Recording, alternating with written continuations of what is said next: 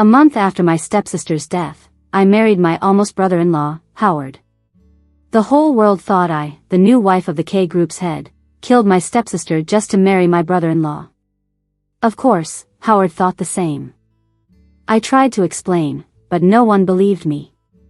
At the wedding, he humiliated me, displaying photos of him and my stepsister on the screen. During the vows, he even called out her name instead of mine. He said, "Alice, you want to marry me so bad, I'll make your life worse than death." And he wasn't kidding. He really did make my life hell. He forced me to entertain clients, broke my wrist on my stepsister's death anniversary, and even kicked our child, all to avenge his beloved. I tried to escape, but there was no way out. Howard tortured me even more, saying, "Alice, your sins won't be forgiven until death." Eventually, I did die, but then my stepsister came back to life, and Howard went crazy crying over my ashes. "Get in the room." Howard squeezed my chin so hard I could hear it creak. The pain made my eyes water, and I instinctively fought back. "Let me go. Get in the room, don't make me say it again." The hatred in Howard's eyes made my heart tremble. When he looked like this, things never ended well for me. I mustered up the courage to beg, "I'm not feeling well today, can I skip?" Before I could finish, he grabbed my hair and threw me to the ground. He tore off my clothes and climbed on top of me. "Alice, do you think you're my wife? The only wife I acknowledge is Monica. Look up." He forced me to look at a wedding photo. In the picture, Howard was the groom, and Monica, not me, was the bride. Monica had fallen into the sea shortly after Howard proposed, and after half a month of searching, they couldn't find her body. The police declared her dead. Everyone blamed me for Monica's death because we had a big fight the day she disappeared. Howard and I had taken the wedding photos together, but afterward, he ordered my face replaced with Monica's in front of the whole crew just to shame me. Staring at the photos and feeling Howard's torture, I suddenly felt like laughing. Laughing at my misery, laughing at Monica. I couldn't help but laugh out loud, which made Howard pause. "Alice, you're still laughing? If it weren't for you, my Monica wouldn't have died in the cold sea. Everything you have should have been hers." "Really?" I struggled against the pain of my scalp and turned my head. "If Monica were alive, would you treat her like you treat me? Would you put her through the kind of hell I've been living the past 2 years? You think you can compare to Monica? Monica was the woman I loved most. I would have cherished her. You, a poisonous woman, belong in hell. Howard, you're the clown, the biggest joke. You say you love Monica, but what is your body doing? You're the one who betrayed Monica." My words seemed to hit a nerve. He gritted his teeth and just said, "Alice, you're courting death." Then he got even rougher and crueler. I was in so much pain that cold sweat poured out. He was right. All I wanted was to die. Only death could set me free. This house was a cage. It seemed like no one watched me, but if I made a move, Howard knew. I tried running away and even attempted suicide. But it only led to Howard torturing me more. By the time Howard finally finished and went to shower, I lay on the floor like a lifeless doll. The pain in my back reminded me that I was still alive. He couldn't care less if I lived or died, but he wouldn't let me die. Earlier, the glass shattered, and he had pressed me into the shards. Blood ran down my back. After he left, he sent a maid to clean my wounds. The maid looked at my back with teary eyes. "How could Mr. Howard do this to you? These wounds are deep and will scar. Miss Alice, you should appease him. It's always you who suffers." Since I moved here, she'd been around. Unlike the other staff, she only cooked and left by night. Most times after Howard tormented me, she was the one who cared for my injuries. I spoke weakly, my face pale with pain. "The only way to end this with him is if I die." With a sigh, tears in her eyes, she finished tending to my wounds and left. Maybe it was from Howard's torment or the pain in my back, but I started feeling dizzy. Memories of my childhood began to surface. When I was 5, my mom took me to Monica's house. My uncle had a daughter a year younger than me. My mom told me that was Monica, my sister, and from then on, I'd be called Alice. That was when I changed names, gained a sister, but lost my mom. My mom only had eyes for Monica. To make Monica happy, she made me live in the basement and starved me. Even though Monica and I were in the same class, she only acknowledged Monica as her daughter. When I turned 7, I couldn't take my mom's beatings anymore and ran away. Death seemed better than living like that. But I met a big brother who gave me hope. He promised he'd come by every day and bring me food. The good times lasted only a week before he had to go abroad. Before he left, he gave me 2 big bags of food and a jade pendant. Remember me. When I return, I'll take you home. I won't let you go hungry again. But what if you don't recognize me? I didn't want him to leave. He pinched my cheek. That's why you need to keep the pendant. No matter how you look, I'll recognize you with it. As the butler took him away, he told me his name was Howard. I shouted, "Howard, my name is Alice. You have to come back for me." The car drove off, and I never knew if he heard me. He returned, but mistook someone else for me. My brother's boyfriend, Monica said, holding the arm of a man. He had a handsome face full of distinction, with deep black eyes and a noticeable tear mole at the corner. I felt like my heart was clenching tight. With just one look, I knew he was the big brother who promised to come back and marry me. "Howard, I'll take you to my room." Howard didn't even glance at me. He was all lovey-dovey, letting Monica drag him away. When Monica turned, I saw a jade pendant hanging around her neck. I was shocked. Wasn't that my pendant that I lost? How did it end up on Monica's neck? Back then, Monica tried to snatch my pendant. I fought hard and got beaten up by Mom to keep it, but the next day it went missing. Then, the scene shifts to the wedding. On the big screen, photos of Howard and Monica as a couple were on loop. And there I was, like a fool, listening to my groom say vows with my stepsister's name. On the aisle, I tripped on my gown. Howard even gave me a little shove. I fell right there on stage, my dress slipping, barely covering anything important. Reporters were snapping pictures like crazy.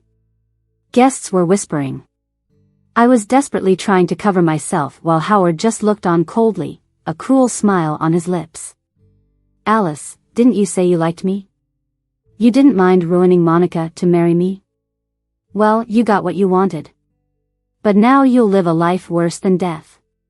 You'll atone for Monica forever. And this is just the start." I hadn't, though. Monica's death had nothing to do with me. It was her who started the fight that day, not me. I couldn't even finish my words before Mom slapped me across the face. "Why didn't you die instead of my Monica? She was so good. What gives you the right to live? Why don't you just die?" After the wedding, every time he came home was the start of my nightmare. "Alice, it hurts, huh? Do you have any idea how much pain my Monica was in when she died? You owe her." I was trembling in pain, my lips bitten through. "This is abuse. It's illegal." Howard laughed, as if I'd cracked a joke. "You think anyone would dare interfere in my affairs? Don't forget, you don't even have a home now. Who can stop me? I told Aunt Lynn everything when I said I'd marry you. She agreed. This is just your karma. Your karma." He seemed to savor the words, like he wanted to tear me apart. All I knew was pain, everywhere. I lost the strength to fight back, tears silently streaming as I stared at the ceiling. The one person who'd ever shown me light didn't recognize me and was now dragging me to hell. Howard's torment must have pushed me too far, or maybe it was my health. I passed out for a day and a night. Woke up with this gut-wrenching stomach pain. Like a blender was churning inside me. Suddenly, my throat felt sweet, and I rushed to the bathroom, retching up blood into the sink. Looked at myself in the mirror, face pale, cheekbones sharp, lips stained with blood. This couldn't have been the face of a 26-year-old. The pain worsened. I felt strength leaving my body, but I used all my power to wash the blood down the sink. Back in bed, I took some painkillers and curled up, drenched in sweat. Sunlight poured through the floor-to-ceiling window, warming my head. I stared at it for what felt like forever, so long the world seemed to stop. I realized slowly, I was dying. Stomach cancer, late stage. Finally, I could be free from Howard's revenge. By evening, I got a call asking when we'd be home. It was family dinner night. Such a large family, they liked keeping up appearances, making sure no one was plotting against each other. Dinner was just a reminder for that. Howard and I usually went separately. He'd let me join the car at the corner before the house to show a united front. I thought it would be the same today.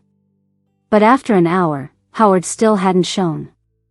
As I wondered whether to head to the house or call him, another call came through. Howard had already arrived, and the whole family was waiting just for me. Grandpa was furious, blamed me for not knowing my place, and told Howard to take me back and teach me a lesson. Howard just nodded, giving me a cold look.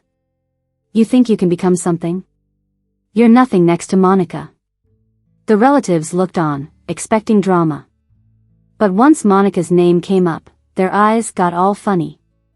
Yeah, Monica was perfect. Meanwhile, my life's been worse than a dog's. Just getting food, staying warm, was luxury enough. Sure, she was high and mighty, but also a thief. I didn't Monica explain or argue. No one would believe me anyway. I just wanted to stop loving Howard so much, so I wouldn't hurt anymore. I had this crazy idea, to make him fall for me.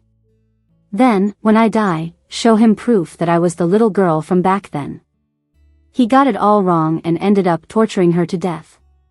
Let him suffer regret a lifetime. But sadly, the jade pendant's only witness, Monica, was dead. And it's hopeless Howard would ever fall for me. Howard's mom shot me a glare and said, "There's a party soon. Howard, take her to see the world. She's the one you insisted on marrying. Her actions reflect on our family. And you, Alice, eat something. You look so sick people might think I'm abusing you." I nodded, eyes down. Got it. No one here acknowledged me. They see me as the murderer of Monica. Doesn't matter now, though. Even knowing Howard married me just to torture me for Monica, my heart still fluttered.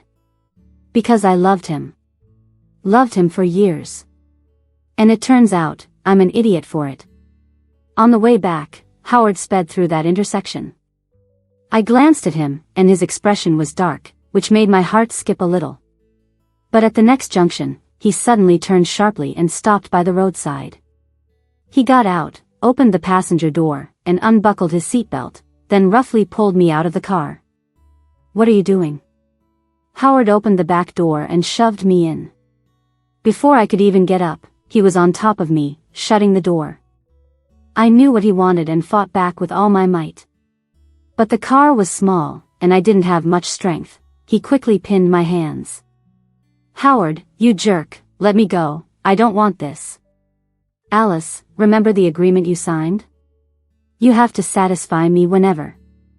"No, that's not something I did willingly, you forced my handprint on it." I found an opening and bit him hard on the wrist. In anger, Howard slapped me. He used full force, splitting my lip and drawing blood. "Get out." I scrambled out, watching his car leave as I fell to the ground, tears falling uncontrollably. I realized my coat was still in his car and I didn't have my phone. Northern winters are cold, and I was shivering in just a thin sweater. I didn't even have money for a cab, walking back would take at least 2 hours. I rubbed my hands as I walked, hoping it would warm me up. When I was little, getting kicked out and standing in the snow was a regular thing, but at least I had a sweater now. But my stomach started hurting again. The pain was getting more frequent, and even painkillers weren't helping much. I couldn't stand it. Gripping my stomach, I squatted down, head on my knees. The stabbing pain made my vision blur. Then a gentle voice came, "Are you okay?" I struggled to look up and saw a slightly surprised face. "Simon?" "Miss Alice, are you having stomach pains again?" I nodded. "Let's get you to the hospital." Simon helped me up, frowning as he touched my wrist. "It's freezing, and you're barely wearing anything. Are you crazy?" He took off his coat and draped it over my shoulders. "We're mine for now, my car's just ahead." "Thanks." I didn't refuse. I met Simon 3 months ago. In fact, he's my doctor. Every checkup, he'd insist I get treatment, saying there was hope if I started early. I would always smile and say, "Let's wait a bit, I know my body." Maybe stubborn patients like me stick with doctors. Watching the 4 drip, I thought about how my life felt like it was trickling away. "Miss Alice, I need to tell you seriously today. I need to start treatment or it'll get worse." I interrupted him. Simon looked at me anxiously. "Since you know, why aren't you treating it? Your cancer is spreading fast." I asked, "If I don't treat it, will I die soon?" Simon pursed his lips, nodded after a while. "Good, I want to die quickly." I forced a bitter smile. "I'm more afraid of living than dying." "How long do I have?" "Maybe 6 months, or as little as 3. Simon pleaded, "If you cooperate with treatment, you might live another year or 2. Don't give up on yourself." I shook my head. After a night in the hospital, Simon brought porridge in the morning. My stomach hurt eating it, and I barely drank a bit. He offered to drive me home, which I didn't refuse since I didn't have a ride. When dropping me off, he handed me a bottle. "This works better for pain, but don't take too much." "Got it, thanks, Simon." I took the meds, grateful. "You should seriously think about treatment." "Thanks for the ride, Simon," I said as I entered. "Oh, let me give you my number to repay you." When I got to my bedroom, I saw Howard by the window. I turned to leave, not wanting to be near him. "Spending the night with another man, huh? No wonder you dared to bite me yesterday. Found someone else already." "I didn't." "Stop saying that." Howard gripped my neck, glaring fiercely. "Does he know you're a murderer?" I clawed at his hands, my head felt like it would explode from lack of air. "I'm not." He tossed me on the bed. "Alice, you'll pay for this your whole life." Maybe knowing I was dying made me fearless. I yelled at him, "Howard, you keep calling me a murderer. Why don't you report me? You have no proof. Monica's death wasn't on me. With your influence, you could kill me easily, yet you haven't. Why do you still sleep with me every night? Let me guess, it's because you love me, or you love my body. Howard, you're the biggest betrayer." I laughed until I cried. "I don't, I'll never love you. I've always loved Monica, for over 10 years, Howard said with rage, almost like a mantra. As he neared the end, some strange courage made me wrap my arms around his neck and kiss him. It was our first kiss since getting married. After he showered, dressing with his back to me, he warned, "Break it off with that man, or I'll make him disappear. He's my doctor." Doctors have quite the service now, even taking patients home. "Don't test my patience, Alice." I took a deep breath. "Howard, I'm dying. Late-stage stomach cancer." Howard paused, then sneered, "Quite the act. Planning to fake your death to escape? If you really die, maybe God just wants you to pay for Monica's death in hell." I knew it, he couldn't care less if I lived or died. The only reason he didn't kill me was so he could torment me longer. Now, I was dying, which might just save him the trouble. Even though I knew for a long time, hearing him say it still hurts. At the party, I guess Mrs. Song was afraid Howard wouldn't bother with me, so she arranged stylists and sent rows of dresses to the villa early on. I looked terrible, and the makeup artist sighed every time they applied foundation. To complement my complexion, they finally chose a bright red spaghetti strap gown for me. The party was all glamour, with suited men and glamorous women mingling around. Some were talking business, others were gossiping. I was standing in the corner, feeling out of place. Sure enough, an ugly duckling remains an ugly duckling. Even a fancy dress can't turn it into a swan. Howard probably didn't plan on bringing me here anyway. Not far away, he was with a woman also wearing a bright red gown. I just quietly watched their backs. Someone in front of him noticed me and pointed me out to Howard. He turned his head to look at me. I didn't shy away, just smiled graciously. Perhaps my smile was too glaring, or maybe it was because my dress matched his companion's. Howard frowned as if displeased. I hesitated when his companion turned her head. Her face shape and eyes resembled Monica a lot. Howard, who is she? Why is she looking at us like this? The girl's voice was soft. Howard gently touched her hair. Someone who owes me something. So, he could be that gentle with someone who looked like Monica too. My heart thumped, like it was being crushed by an unseen hand, aching like it was about to explode. I clenched my fists, my eyes fixed on them. Howard led the woman over, face cold. This place isn't for you, get lost, don't embarrass me. Before I could respond, the woman covered her mouth, her eyes staring at my wrist. Howard, what's wrong with her wrist? I covered my left wrist, smirking. Of course, your dear Howard broke it himself. A year after our wedding, it was the anniversary of Monica's death. He came back late that night, and I hid in another bedroom out of fear. Much later, just as I was about to fall asleep, he dragged me out of bed. The living room was filled with lit candles, Monica's picture in the center. Kneel and kowtow to Monica. I would never kneel to her. My tragic life was all because of her. And now, even though she's gone, I'm still suffering. Howard, seeing that I wouldn't kneel, resorted to force. During the scuffle, I smashed Monica's photo frame on the ground, knocking over a candle. The paper photo under the glass caught fire instantly. Monica. Howard rushed to stomp out the flames, but most of the photo was destroyed. Why do you have to be so cruel to Monica? She's dead, and you're still so vicious. Howard, in a frenzy, pulled my hair, threw me to the ground, and glass shards cut my hand. Holding my bleeding hand, before I could get up, I saw Howard with a baseball bat, slowly coming toward me. Which hand broke the photo? Left, right? A bad feeling rushed through me, and as I tried to get up and run, he pulled me back even faster. Howard, calm down. I won't do it again, please don't.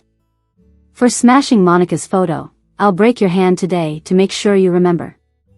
Panicking, I grabbed a candle and threw it at him, trying to escape, but he kicked me hard in the abdomen. The pain instantly spread through my whole body, clutching my stomach as I fell to the ground. Another kick left me unable to get up again. The throbbing pain in my lower abdomen, along with a warm flow, told me I lost something. He stepped on my left arm, baseball bat raised high. Howard, no. I screamed, as the bat came down, the snap of bones shattering sent darkness over my eyes. Howard was still going for a second hit. The pain in my abdomen and wrist was unbearable, and I passed out. When I woke up, I was already in the hospital. Auntie was beside me, and when she saw I was awake, she came over immediately. Do you feel uncomfortable anywhere? I'll get the doctor. Don't go. I licked my lips, nervously asking, what about my baby? Her eyes welled up at my words. The baby's gone. My heart, which had been holding on, finally shattered. I took a deep breath, tears started to flow uncontrollably. Looking up at the ceiling, how far along was the baby? The doctor said you were just 2 months. I felt a tug in my heart, moved my left hand. The instant pain made me bite my lip. The physical pain overshadowed the heartache. In the evening, the driver took me back to the villa. Howard was in the bedroom. Howard, are you satisfied?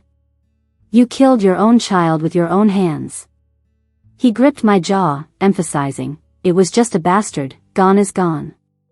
It's its fault for being in your womb, you're not worthy of bearing my child. I looked at the man in front of me, how could he say such cold-hearted things?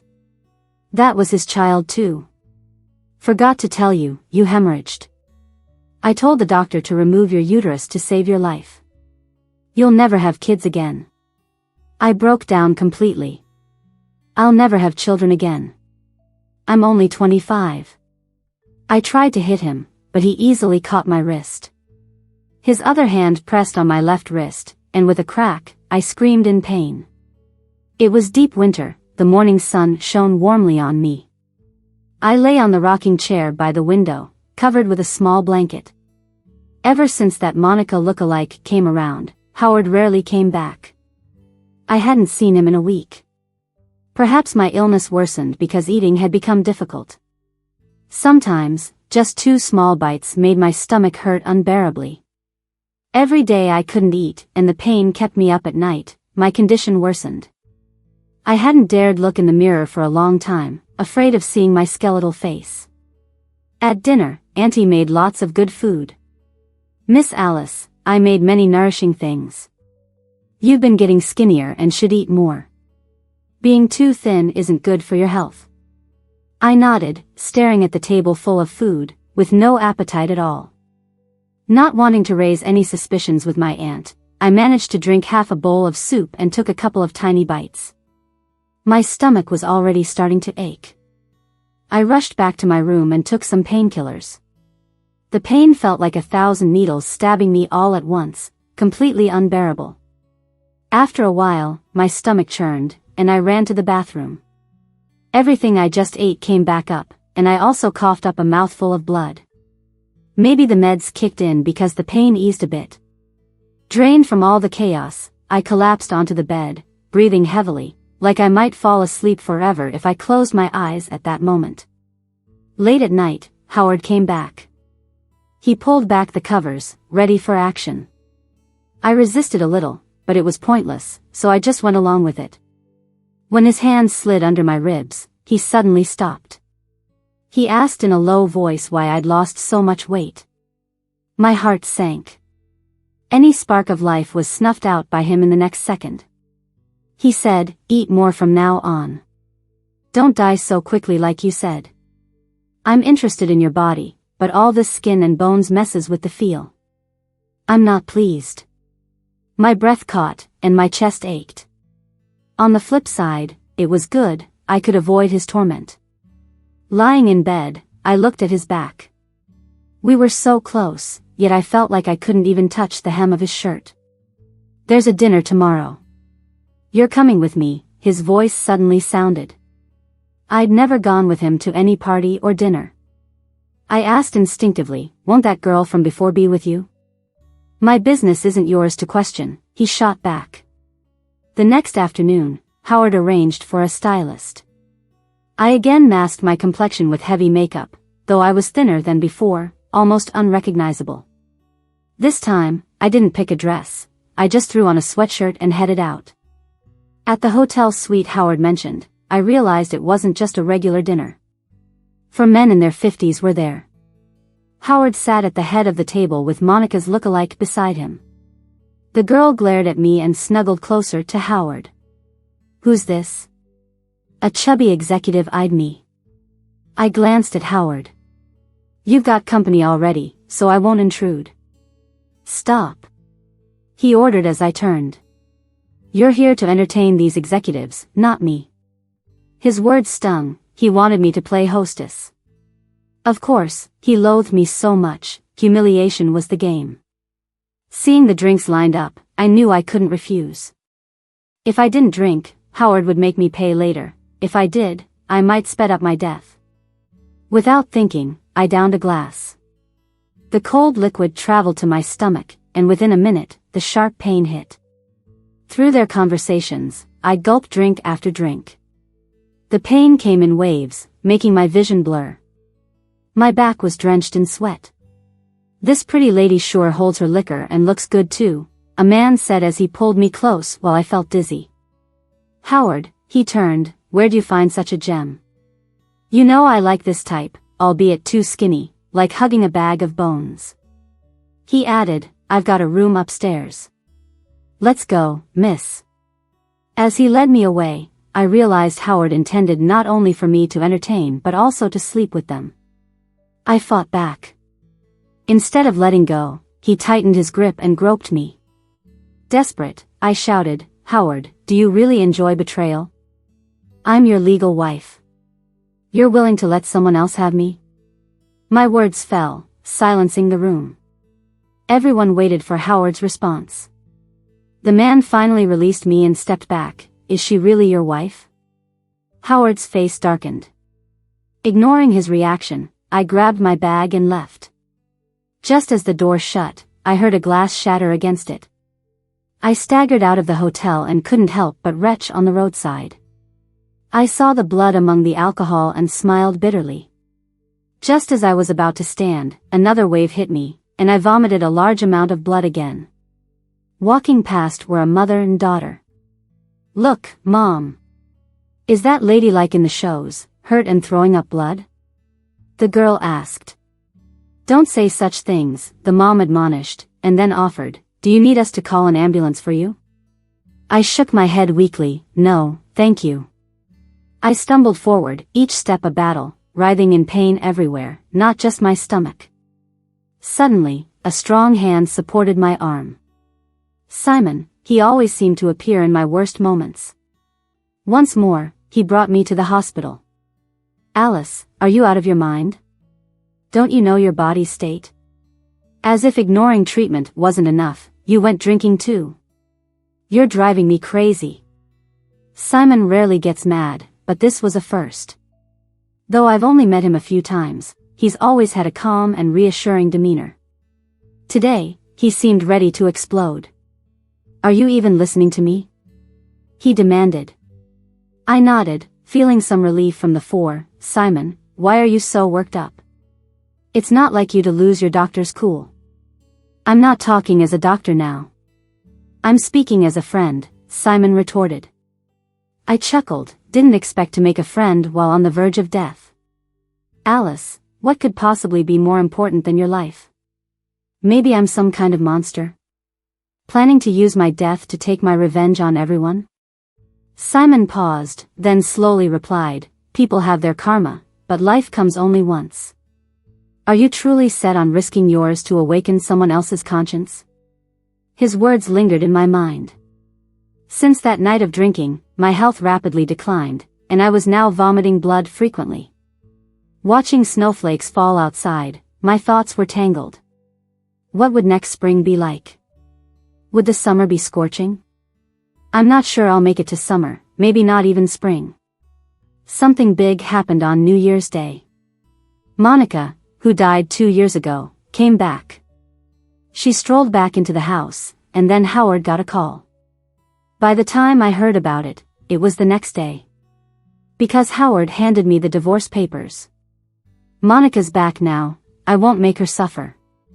Sign the papers, pack your stuff, and get out. I don't want Monica upset because of you." After he said that, Howard slammed the door and left, likely to see Monica. I looked at the divorce papers, laughing until I started to cry. Why? Why would God pull such a prank? Is it because I'm easy to bully, so people just keep pushing me around, right? Monica mysteriously died, and I became the scapegoat, suffering 2 years of inhuman treatment. Now that I've got cancer and am about to die, I thought I'd finally be free of being the scapegoat, and here she is back again. So what about me? What do these past 2 years mean for me? All the suffering I've endured, who am I supposed to tell? I set up a meeting with Monica. We agreed on 11 a.m. I arrived at the cafe half an hour early and waited for about 2 hours before she finally showed up.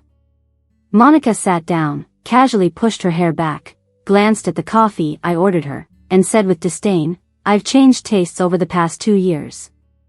With that, she called over a waiter and ordered another cup. "Sorry I'm late, I was just with Howard," she said with a smug smile. "I didn't say it was you who called me out. Howard doesn't let me out of his sight now, he's scared something might happen again. If he knows you asked me to meet, I'm afraid he'd break your legs." I kept my calm and didn't show any hint of anger at her words. Monica, not content, continued, I heard you haven't been doing well, huh? Even though you married Howard, you're living worse than a dog. Thanks to you. Only because of you did I get to marry Howard. Monica's temper flared first. Howard said he loves me the most. Marrying you was just to get back at you for me. Now that I'm back, he'll give me a grand wedding. You better get lost. I didn't want to waste words with her. Fingering the recorder in my pocket, I got straight to the point. Monica, it's just you and me here today. I've always wondered why you suddenly picked a fight with me that day, then fell into the sea, only to come back to life now. Last night, my dear mom called, urging me to divorce and quit hogging Monica's place. After scolding me, she started praising Monica's miraculous survival. She said people like me deserve to die. From her words, I picked up the info. Monica told them she fell into the sea but was rescued. She said her memory was messed up due to brain injury. Luckily, the person who saved her was wealthy, gave her a nanny job, and she suffered quite a bit. Now she got her memory back and returned. Knowing she was out there doing nanny work really tugged at their heartstrings. But I always doubted this story. Seeing Monica today only confirmed it's not what she claims. Monica looked healthier than 2 years ago. Her hands didn't look like someone who worked as a nanny for 2 years, they were well manicured and smooth. Monica didn't even try to hide it. Who asked you to be the perfect scapegoat? I met this rich French guy. He's not only handsome but way more fun than Howard. Especially since every time Howard was with me, he'd bring up childhood and that stupid pendant. I was always on edge in case he figured things out. I couldn't even mention breaking up. In case things didn't work out with Charles, I'd still have Howard. I told Charles my dad wouldn't let me go, so he came up with the fake death plan. That day I argued with you on purpose, to make everyone believe you killed me. That way, they'd all remember me, especially Howard. He'd feel guilty since you wanted to marry him and fought with me, which led to me angrily driving into the sea. Who'd have thought Howard would be so ruthless that he'd do this to you for me? If he found out you were the one he's been searching for, would he go crazy? But he'll never know. Your image is already set in his mind. He'll never believe you. Watching her gloat like she's pulled off the greatest scheme, I felt chilled at how terrifying human nature can be. One more thing, how did my pendant end up with you? I asked.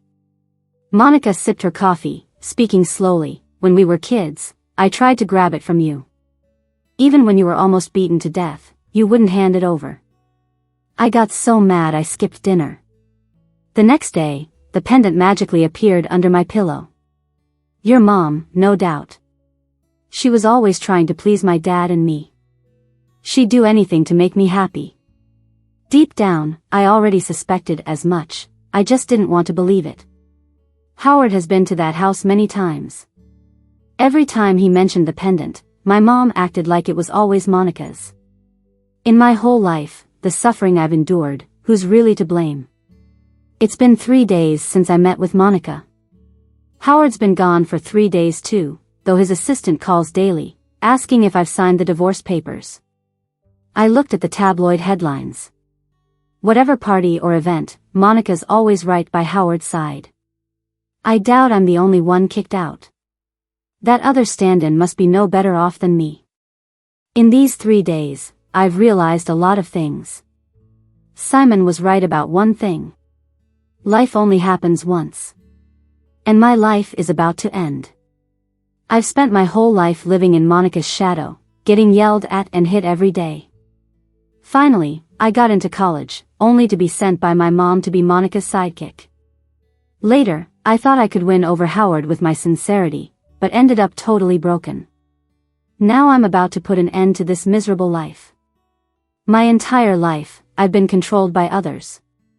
Now, with what little time I have left, I want to live for myself. I pushed my suitcase and glanced at the divorce papers on the living room table. I'd signed them. Before leaving, I texted Howard's assistant, because I didn't have Howard's number, asking them to let Howard know I'd signed the papers. At the airport, I was surprised to see Simon waving at me. He seemed to have been waiting for a while. "What are you doing here?" Simon casually took my suitcase. "You told me you were leaving, wanted to go somewhere. I guessed you'd be at the airport. Didn't know when your flight was, so here I am." I smiled. "You didn't have to see me off." Simon wiggled his finger. "I'm coming with you. Plus, I'm a doctor. You'll find me useful." "What about the hospital?" I asked, puzzled. "Do doctors just leave like that?" "No worries, the hospital is owned by my family." I silently gasped. Turns out he's a rich kid. But we never took a flight. Instead, we decided on a road trip. We'd explore wherever we went. Watching the stone paths and folks singing on the bridge, I found it all fascinating, momentarily ignoring my aching stomach. But before nightfall, my condition worsened. After vomiting blood several times, I was rushed to the hospital with an oxygen mask on. "I'm such a buzzkill," Simon said softly, sitting across from me. "You're just exhausted. Rest for a few days, you'll be fine." I knew he was just trying to comfort me. I'm well aware of my own body. It's covered with growths, some even palpable. But I refuse to lie in bed and wait to die. Moreover, I've just tasted freedom. If I must die, I want to do it freely. Once discharged, I couldn't walk much. I was just skin and bones. Simon arranged a wheelchair for me. "I'll take you wherever you want. This way you won't get tired." He's so thoughtful. Whenever we went out, I wrapped myself up tightly to avoid scaring people. We traveled to several cities. Each place had its own charm. I saw historic sites and relics I'd only seen in textbooks. There's so much in the world I don't know, so much I haven't seen, but I've reached my limit. I could hardly stand it anymore, unable to sleep from the pain. Painkillers stopped working. I hung on with sheer willpower. I was in excruciating pain, unable to eat, constantly vomiting blood, surviving on nutrition drips. I knew the end was near. Death no longer scared me. Compared to the agony, death was a relief. On a sunny afternoon, despite it being winter, the weather was warm. I asked Simon to take me outside for some fresh air. We sat quietly in the garden. Suddenly, Simon grabbed my hand. I saw the emotions welling in his eyes. I knew what he was about to say and cut him off. "Simon, meeting you has been a blessing. God's been kind to me. I remember all your kindness, but after I'm gone, please forget me. Live your life. I'm just a passerby in your brilliant life. No need to linger or remember." "No." Simon's eyes were red. "Alice, Don't say it." "I must. Alice, I've fallen for you. Your resilience won me over. Forgetting you? Impossible. I'll remember you forever. In the next life, I'll find you again." Seeing Simon sobbing broke my heart. I still tried to wipe his tears, despite having nothing to promise him. I had no future. I might be gone any second. A gentle breeze swept over me, and I felt lighter, as if it was there to carry me away. Epilogue: I'm Howard, head of K Group. When I was a kid, there was this little girl, always crying and barely fed. I wonder how she turned out. I told her to wait for me but didn't expect to be gone for so long. Yet, fate favored me. I found her the moment I returned. If it wasn't for the jade pendant on her neck, I might not have recognized her. She had changed so much. That day, at a friend's party, I met this drunk girl. They were having too much fun, and I wasn't into that. But then I saw her pendant, and everything froze. She was the one I was searching for.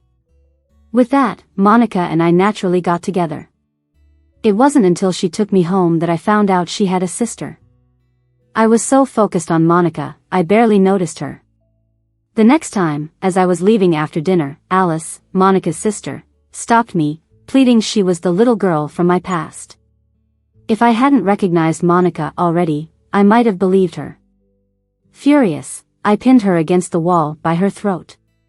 "Don't ever say that again, or I'll deal with you myself." I wanted to say more, but seeing her tears stopped me. I let her go and drove off. To prevent her from confronting me again, I told Monica about it. Monica complained, saying her sister seemed harmless but secretly bullied her. It made me despise Alice even more. After I proposed to Monica and was planning our wedding, something happened to her. Everyone was saying Monica got into a fight with Alice, causing her to leave angrily and end up in an accident. I believed it too. I wanted revenge. Alice wanted to marry me, so I decided to make it happen. When I brought this up to her family, even mentioning my plan for revenge, Alice's mom agreed without hesitation. That surprised me a bit. Alice's own mom just threw her under the bus like that, so Alice must be even worse than Monica said. So, I married her, and I humiliated her in every way possible. I even physically tormented her. But somehow, I became addicted to her. I tried to control myself by going on work trips, but whenever I came back and saw her, I lost control. I didn't really want to hurt her that much because her pain made me uncomfortable too. But being gentle felt like a betrayal to Monica. So I chose shared pain instead. Afterward, I'd call the housekeeper to come help her with medicine the next day. When I broke her wrist, I was truly angry. She had smashed Monica's photo right in front of me. At the hospital, the doctor said she was pregnant for 2 months but had miscarried. I felt a sudden emptiness, a bitter taste in my mouth. I kept telling myself it's for the best. She caused Monica's death and doesn't deserve my child. This child shouldn't be born. While I chanted that in my head, the doctor ran out to tell me she was bleeding heavily and needed a hysterectomy to survive. At that moment, the only thought in my mind, from deep within, was that she can't die. I signed the consent form decisively, waiting quietly outside the surgery room. Alice can't die. She hasn't repaid Monica yet. That day after the surgery, she kissed me. My heart raced, and I considered deepening the kiss when she pulled away. I hated myself for almost giving in to the temptation. I don't know what's happening to me. Every time I touch her, I remind myself it's for revenge. I can't fall in love with her. So I stopped going home and found women who looked like Monica. I could be kind to them, but felt no extra emotion, not even the desire to touch them. That time when I drank with a client was impulsive. Seeing her held by that old man, being touched, I was furious. Really furious. If Alice hadn't shouted those words, I'd have stepped in anyway. My hand was already on the glass, clutching it tight. 2 years passed, and Monica wasn't dead. She came back. I filed for divorce because I didn't want Monica to get hurt again and kept her by my side daily. When my assistant told me Alice had signed the papers and already moved out, I was a bit lost in thought. That night, looking at the divorce papers, I spaced out again. A couple of days later, no idea why, but I felt empty. Even with Monica there, I was restless, wanting to go home every day without knowing why. One day, Monica and I went home to talk about the wedding. Her father, in high spirits, drank a bit much and talked about the jade pendant. He said when they were young, Monica almost got Alice beaten to death by their mom over that pendant. He said it was also the reason I and Monica met. I felt like I had been smacked with a hammer. Before I could ask more, Monica had already helped her uncle into a room. I kept replaying the uncle's words in my head, feeling something was off. I started looking into Alice's whereabouts, checking on her recent social activities, but there were none. Other than work, she seemed to go nowhere else. However, she quit work 6 months ago. Without work, she visited the hospital frequently. Hospital? It hit me suddenly, the answer was becoming clear. Those words she said, her becoming skinnier by the day, sometimes vomiting at night. I didn't dare think further, but the assistant brought back Alice's medical report. Seeing stage 4 stomach cancer, tears fell onto the document. She once said, "Howard, I'm dying, stage 4 stomach cancer." And I didn't believe her, said so many awful things. I looked for her everywhere, but she vanished, nowhere to be found. The assistant found Alice's doctor's contact. Nervously, I dialed the number. He told me Alice was already dead. She died in a city where it's always spring. By the time I arrived, her ashes had been scattered into the sea. I recognized the man who met me. It was the same guy who drove Alice back that morning, her doctor, Simon. I punched him in the face, grabbed his collar, eyes red with rage, yelling, "Did you take her away? Why did you do it? She's dead, shedding her ashes, why?" Simon hit me back. "You're asking why? How did you treat her while she was alive? It was her wish. She said she never had freedom in life. Death allowed her to see the world without being tied down. We fought for half an hour, both ending up bruised, sitting breathlessly on the ground. I was unwilling but hesitantly asked if she left any words for me. Simon shot me a glare. "Mr. Howard, what do you want to hear? Want to know how much she suffered from cancer, bleeding daily, unable to eat or sleep, never once complaining? Or how lonely she was without family when she left?" He paused, sighed, and continued, "She never mentioned you, but I saw crumpled papers with writing thrown in her room's trash. I think they were about you." My heart felt like it was pummeled, throbbing with pain. My voice quivered. "Can you take me to her room to have a look?" Simon took me over and pointed at the desk in the room. She spent most of her time just sitting there, daydreaming. She said she loved spring because many years ago, someone came into her life during spring. Like a ray of sunshine, they brightened her dark world, bringing warmth. But later, that sunshine turned into a hell. I was a mess, crying uncontrollably. Honestly, she never mentioned you again before she died. I was the one who brought you here. I wanted you to feel some of her pain. Why should she suffer every day, unable to sleep or eat, constantly coughing up blood, while you party every night with beautiful women? This is her voice recorder, always under her pillow." Simon placed the recorder on the table and gave me a cold look before leaving. I sat there in the room for the whole afternoon. The afternoon sun streamed through the glass, warming the room. But I felt cold all over, my trembling body gasping for breath. With shaking hands, I turned on the voice recorder. I thought it would hold her last words. But instead, it revealed the truth of everything. She recorded it all but never used it to prove herself to me. She must have hated me, been so disappointed in me. Only after her death did I find out all of this. What had I done to her? The one who should have died was me. She told me more than once that she was that little girl, but I was blind. Not only did I not believe her, but I also tortured her and treated something fake as precious. Overwhelming grief crushed me. I covered my mouth, my eyes dry from crying, while my heart felt like it was tearing wide open, gasping for air. It wasn't until midnight that I slowly opened the crumpled papers in the trash can. Each paper only said, "Big Brother." Her writing was so heavy that some papers were torn. I couldn't tell if it was from pain or hatred. Each page, each word, felt like a sharp blade, shredding my heart to bloody pieces.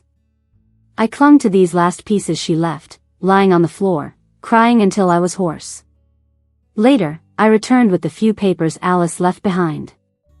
I laid them out on the bed. I needed to do something, I'd be back soon. Driving like a madman, I reached their house. Monica ran up to me, ready to jump into my arms. I kicked her away, crouched down, grabbed her hair, and shouted in a frightening voice, "Why did you lie to me? You're not, Alice is." I was filled with murderous rage, feeling my sanity slip away. Monica cried and begged for mercy. Her parents tried to pull me away. I glared at each of them, finally fixating on Alice's mom, my eyes bloodshot, radiating homicidal fury. "Alice is your daughter. You knew she was the one I was looking for, yet you helped Monica deceive me. You even let me torture her. Do you still deserve to be a mother? Howard, were we the ones who forced you to torment her? You're the main culprit. Don't blame us for everything. She told you the truth back then, but did you believe her? No, you didn't. If we're the murderers, you're an accomplice. None of us are good people. Monica laughed hwsthowardily. She was right. The veins on my forehead throbbed. I'd been fooled by this woman for years. My body went rigid, my fists clenched tight, knuckles white. I lunged at Monica, punching her until she bled. Anyone who tried to stop me got hit too. In the end, all three lay on the floor, barely alive. I don't remember how I got out of there. I just knew my heart was bleeding, like being tortured repeatedly. Their family went bankrupt, overnight too. The K group went all out to bring them down.